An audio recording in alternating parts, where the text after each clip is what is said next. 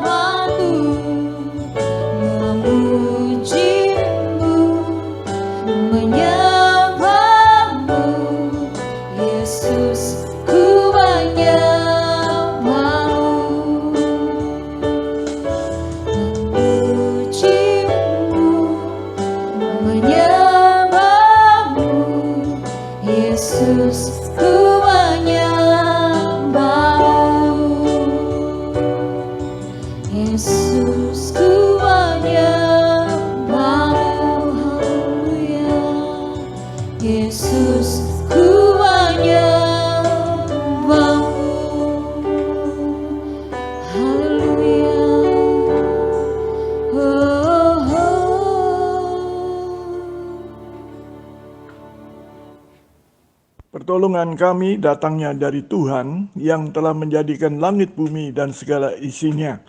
Kasih karunia Tuhan menyertai ibadah kami di hari ini.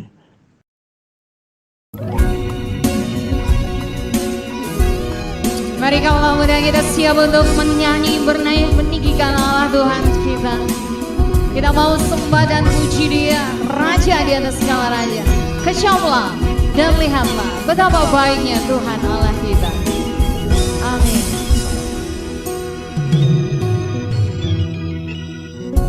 Kecaplah dan lihatlah betapa baiknya Tuhan itu.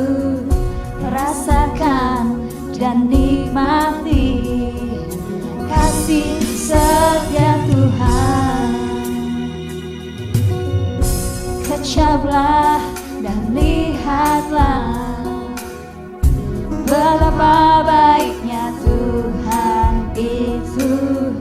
Rasakan dan nikmati kasih setia Tuhan. Syukur bagimu Tuhan, segala hormat bagimu Tuhan, Allah yang mengasihiku, Allah yang memeliharaku. Sebab Dia Tuhan Allah kita yang setia, Dia layak untuk terima setiap pujian yang terbaik bagi kita. Mari terus bernyanyi bagi Tuhan kita. Kecaplah dan lihatlah, Amin. betapa baiknya Tuhan itu. Rasakan dan nikmati kasih setia Tuhan. Syukur bagimu Tuhan, segala hormat bagimu Tuhan, Allah yang mengasihiku, Allah yang memeliharaku.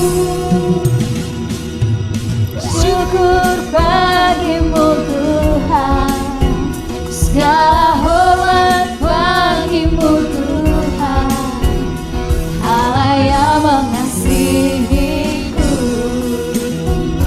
Allah yang memeliharaku selamanya. Sebab Dia terus Tuhan Allah kita yang ajaib, kasih setianya untuk selamanya. Mari terus menaikkan pujianmu, katakan hanya bagi Tuhan Allah kita layak terima puji dan sembahmu.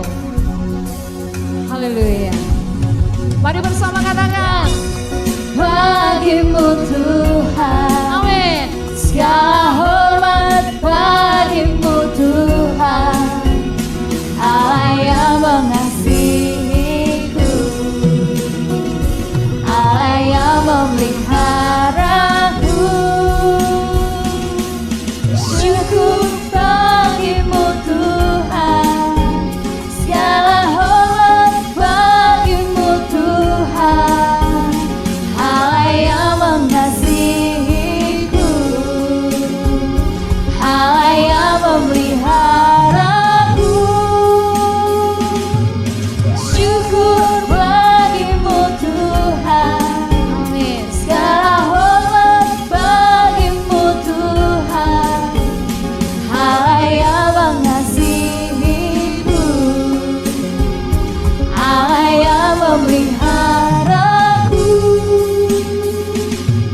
Syukur bagimu Tuhan, segala hormat bagimu Tuhan, Allah yang mengasihiku,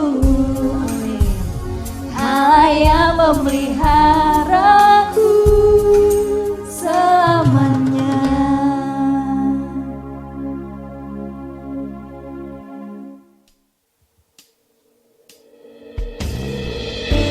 Mari kita siapkan hati kita untuk kita dengarkan firman Tuhan. Sebab hanya firman Tuhan menjadi jawaban kita. Roh-Nya menuntun setiap kita. Roh-Mu yang hidup penuhi setiap hati kita. Amin.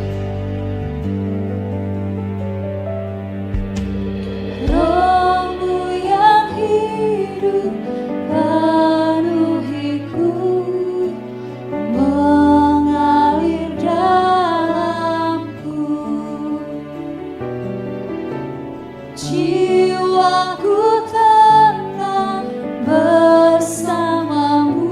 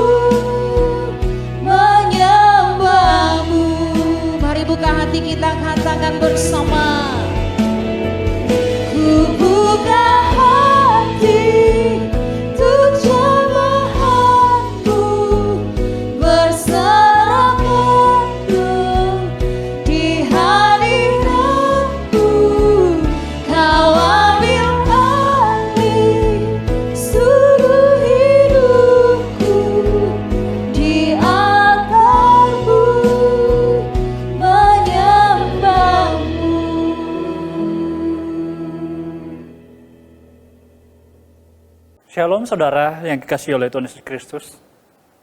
Mari kita mempersiapkan hati kita untuk mendengarkan firman Tuhan. Mari kita berdoa. Bapa di dalam surga, kami bersyukur kepadamu Tuhan atas segala kasih kebaikan Tuhan dalam kehidupan kami. Hingga per saat ini kami ada karena anugerah Tuhan yang Kau berikan kepada kami. Untuk kami dapat melakukan setiap pekerjaan Tuhan dalam kehidupan kami. Tiba saatnya Tuhan, kami mempersiapkan hati kami untuk menyambut firman Tuhan. Engkau berkati urapi kami, supaya firman Tuhan dapat tertanam dalam kehidupan kami. Terima kasih Bapa, kami sambut firman-Mu dengan penuh ucapan syukur. Haleluya. Amin. Shalom saudara-saudara yang dikasihi oleh Tuhan Yesus. Kita langsung saja membuka Alkitab kita di dalam Yakobus pasal 1. Kita akan membaca di dalam ayat yang kedua sampai dengan ayat yang ke-8. Yakobus pasal 1 ayat 2 sampai 8, demikian firman Tuhan. Saudara-saudaraku, anggaplah sebagai sesuatu kebahagiaan apabila kamu jatuh ke dalam berbagai-bagai pencobaan. Sebab kamu tahu bahwa ujian terhadap imanmu itu menghasilkan ketekunan. Dan biarlah ketekunan itu memperoleh buah yang matang, supaya kamu menjadi sempurna dan utuh, dan tak berkekurangan suatu apapun. Tetapi apabila di antara kamu ada yang kekurangan hikmat, hendaklah ia memintanya kepada Allah yang memberikan kepada semua orang dengan murah hati dan dengan tidak membangkit-bangkit. Maka hal itu akan diberikan kepadanya. Hendaklah ia meminta dalam iman dan sama sekali jangan bimbang. Sebab orang yang bimbang sama dengan gelombang laut yang diombang-ambing kian kemari oleh angin. Orang yang demikian janganlah mengira bahwa ia akan menerima sesuatu dari Tuhan. Sebab orang yang mendua hati tidak akan tenang dalam hidupnya. Saudara yang dikasihi oleh Tuhan Yesus, tema kita pada hari ini adalah sekolah ketekunan. Kalau kita melihat di dalam pembacaan firman kita tadi yang telah kita baca, sungguh sangat jelas bagi kita semua bahwa kita tahu di dalam Yakobus ayat 1 sampai 8 ini sebenarnya yang menjadi masalah utamanya bukanlah seberapa sering kita menghadapi masalah atau seberapa besar pencobaan yang kita hadapi dalam kehidupan kita. Tetapi, karena kita tidak tahu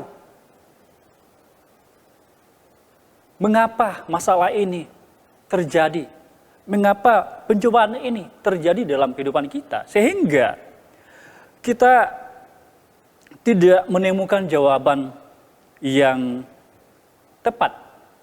Dan pada akhirnya kita membuat jawaban itu sendiri. Ya. Kadang banyak orang akan berkata bahwa Allah tidak peduli dengan kehidupan.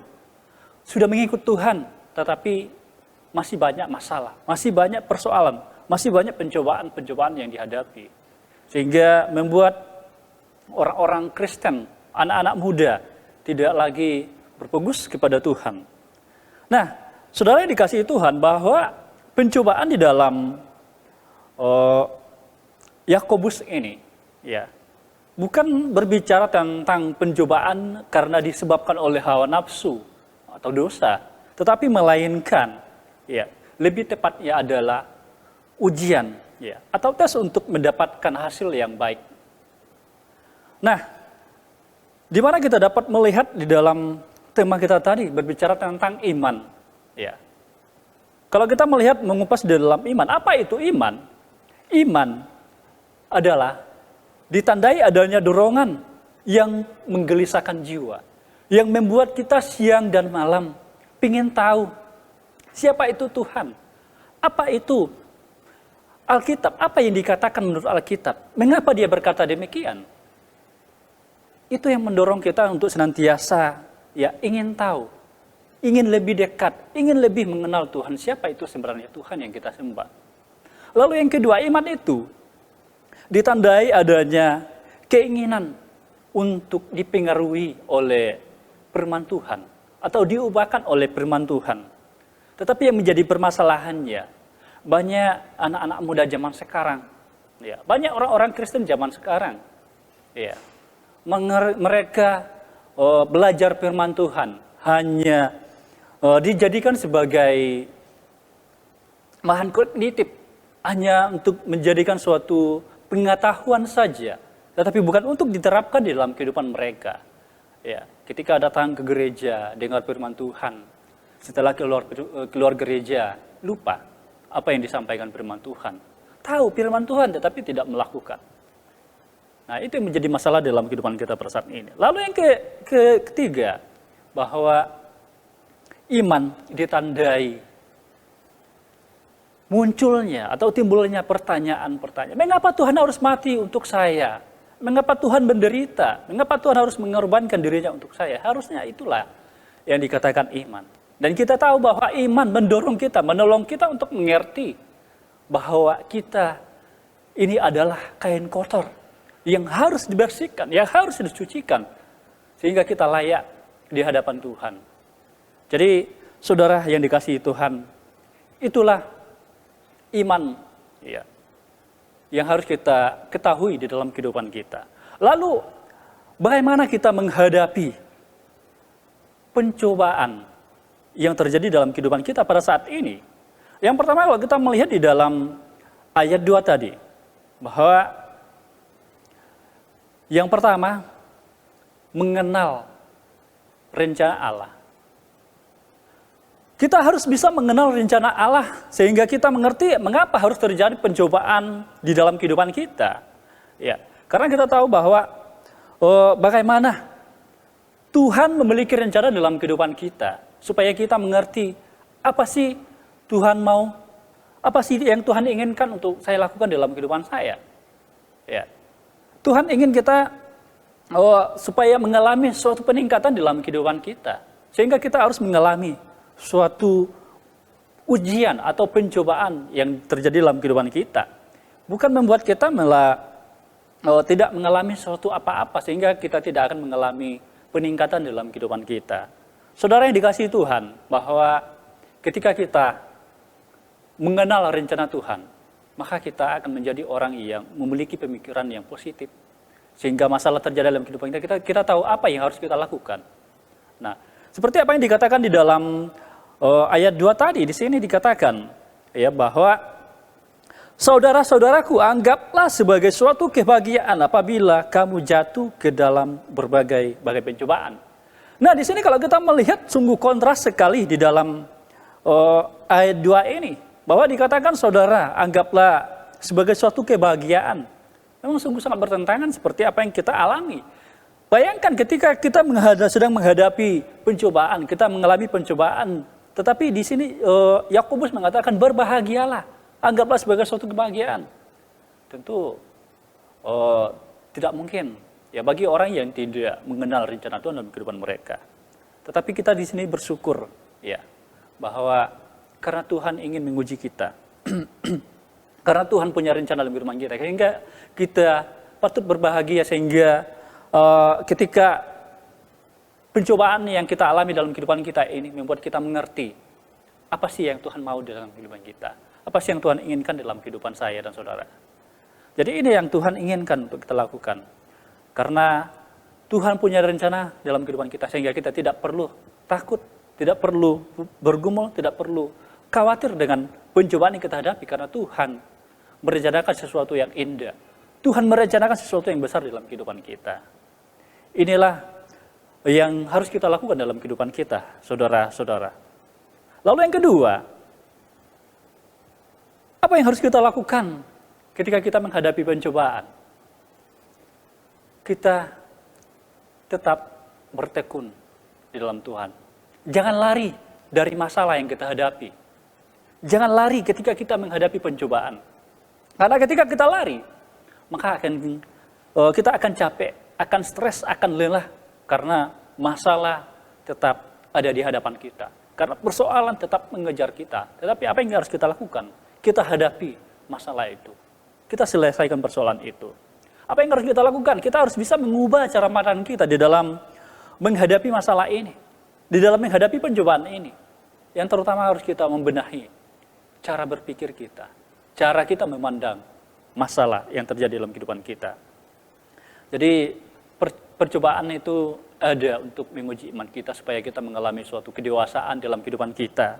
Ya, Allah ingin supaya kita tidak hanya tinggal mengetahui bahwa kita memiliki iman, tetapi perlu kita wujudkan, perlu kita buktikan bahwa kita sebagai orang yang percaya, yang memiliki iman. Maka Tuhan ingin iman kita itu memiliki tindakan, sehingga kita mengalami suatu perubahan, kita mengalami suatu pengenalan akan Tuhan dalam kehidupan kita. Seperti Ayub mengenal Tuhan secara pribadi dalam kehidupannya, karena ketekunan yang dimiliki. Ketika dia menghadapi masalah pencobaan, memang dari awalnya dia menerima masalah ini, tetapi dia bertahan, dia tetap bertekun karena dia tahu bahwa Tuhan ada di pihaknya, sehingga membuat dia tidak khawatir dengan apa yang harus dihadapi dalam kehidupannya. Nah, di sini kita juga melihat bahwa pencobaan ini ada membawa kita kepada titik di mana iman kita tahan uji. Kalau kita melihat juga di dalam 1 Petrus pasal 1 ayat 6 sampai dan 7 itu, bahwa di sini digambarkan bahwa Allah itu ibarat guru. Allah hanya menguji informasi atau pelajaran yang telah diberikan kepada kita, bahwa kita tahu sudah dari dulu Allah mengingatkan kita tentang iman, bagaimana beriman, bagaimana kita untuk belajar taat, bagaimana kita menjadi setia, bagaimana kita menjadi orang yang berpegang teguh. Itu merupakan ujian. Kembali Tuhan menguji kita, apakah kita sungguh-sungguh berpegang pada iman yang kita miliki, pelajaran yang kita terima melalui firman Tuhan, melalui Alkitab. Disinilah kita dapat melihat bahwa Tuhan ingin kita menjadi orang-orang yang memiliki kualitas di dalam kehidupan kita. Ketika kita menghadapi masalah, kita bisa memberikan yang terbaik untuk Tuhan. Di sini juga kita dapat melihat bahwa Tuhan menginginkan kita menjadi orang yang menang terhadap pencobaan. Tuhan ingin menjadikan kita sebagai orang-orang yang memiliki pengharapan dalam kehidupan kita. Dan kita tahu bahwa setiap murid yang lulus dalam ujian, mereka adalah orang-orang yang mengikuti ujian tersebut. Sehingga mereka keluar menjadi seorang pemenang.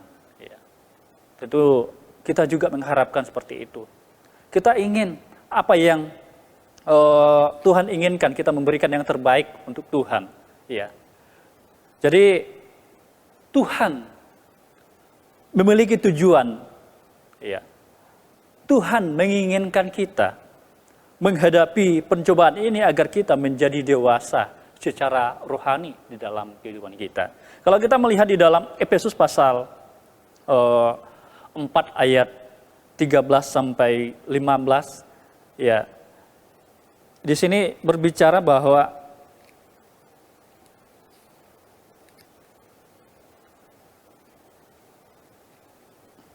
bagaimana kita sebagai anak Tuhan, sebagai murid yang mampu menghadapi pencobaan. Bagaimana kita menggambarkan sebagai orang-orang yang mengalami kedewasaan secara rohani dalam kehidupan kita.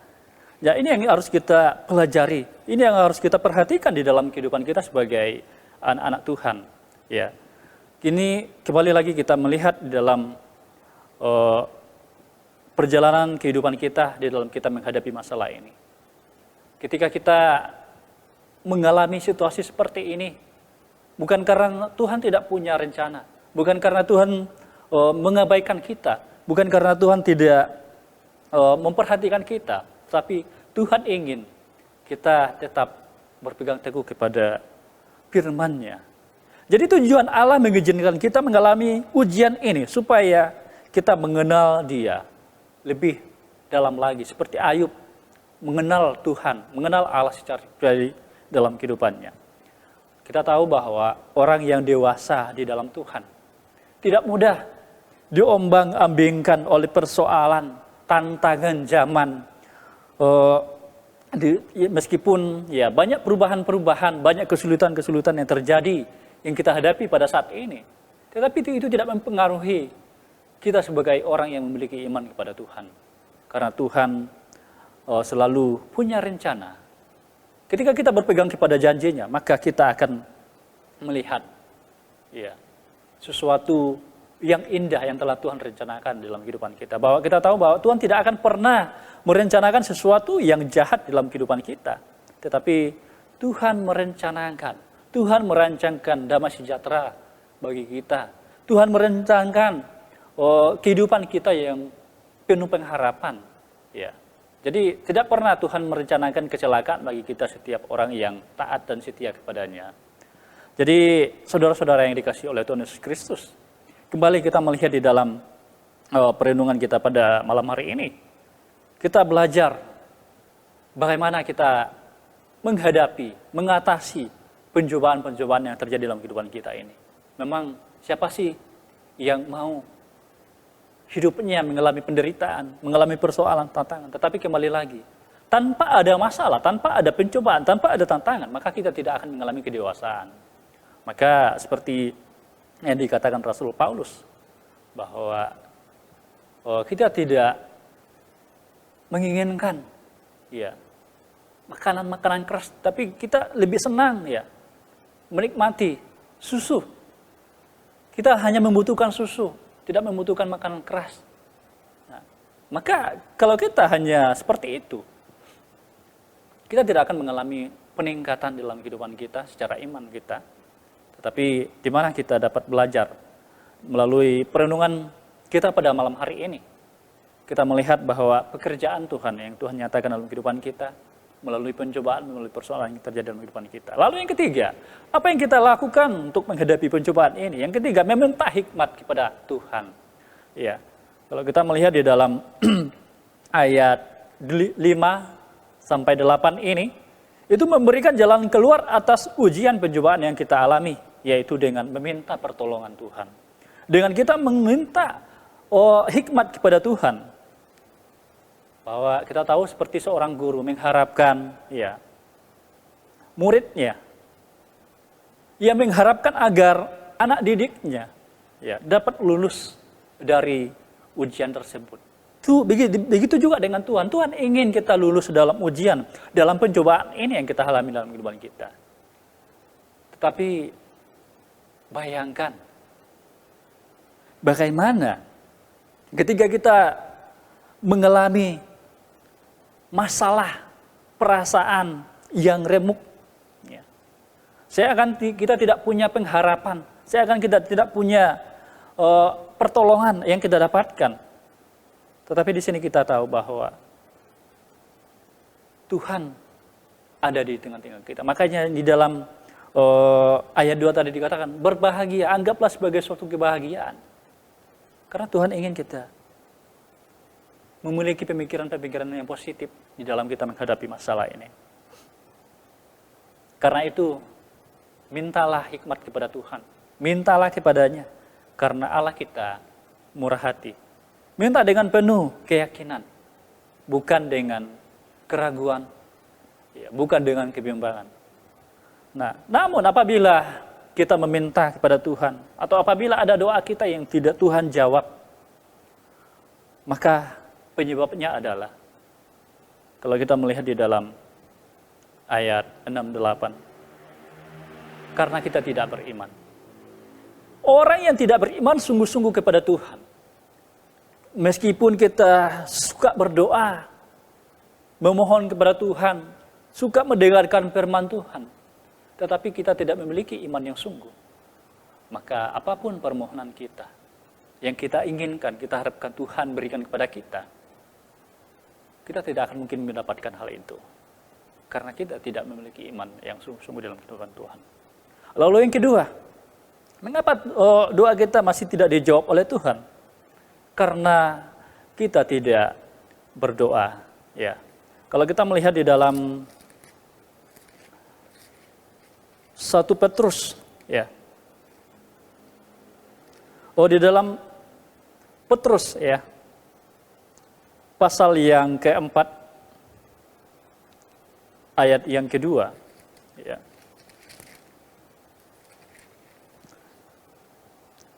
Dikatakan di sini, supaya waktu yang sisa jangan kamu pergunakan menurut keinginan manusia, tetapi menurut kehendak Allah. Ya. Lalu kalau kita melihat di dalam Yakobus pasal 4 ayat 2, kamu menginginkan sesuatu tetapi kamu tidak memperolehnya, lalu kamu membunuh, kamu iri hati tetapi kamu tidak mencapai tujuanmu. Lalu kamu bertengkar dan kamu berkelahi. Kamu tidak memperoleh apa-apa karena kamu tidak berdoa.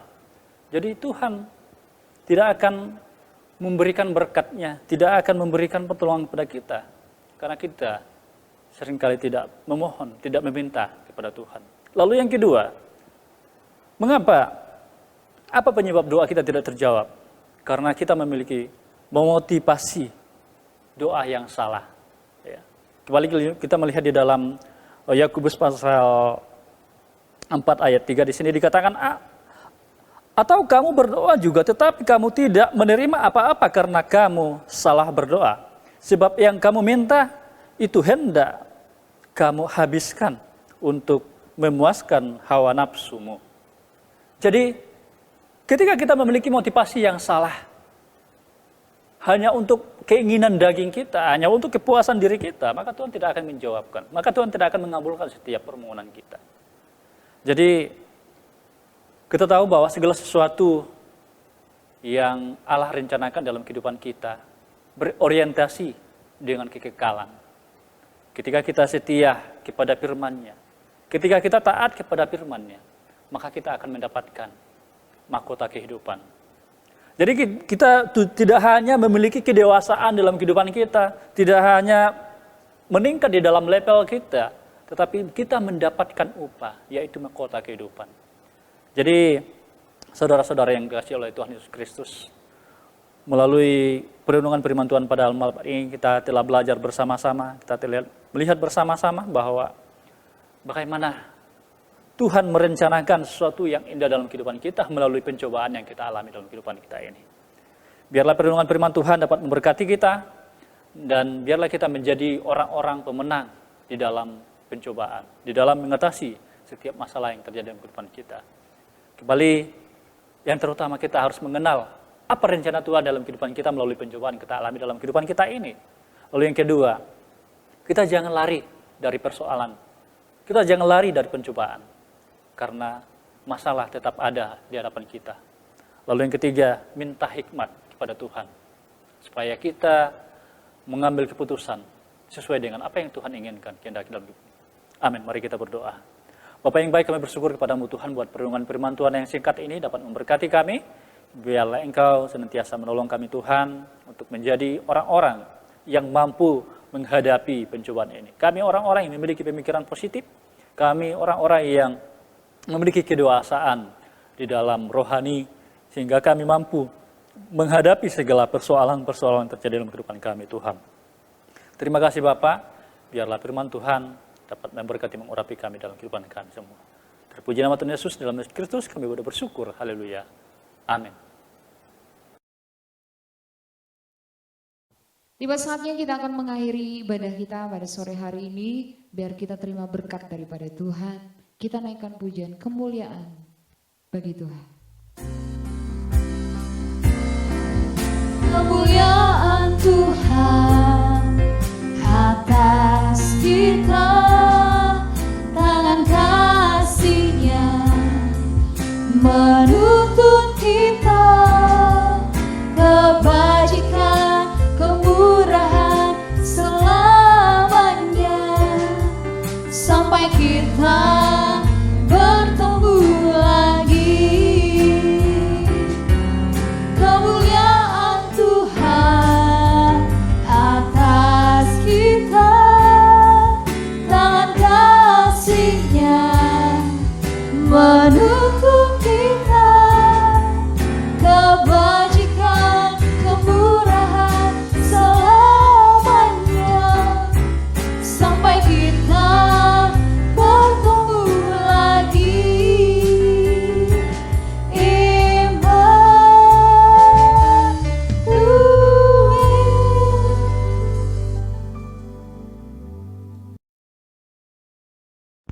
Mari kita menerima berkat Tuhan.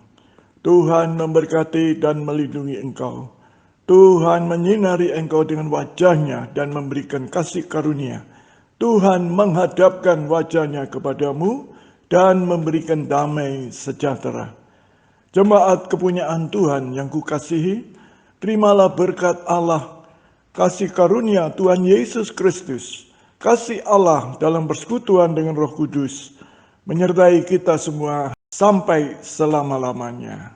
Amin.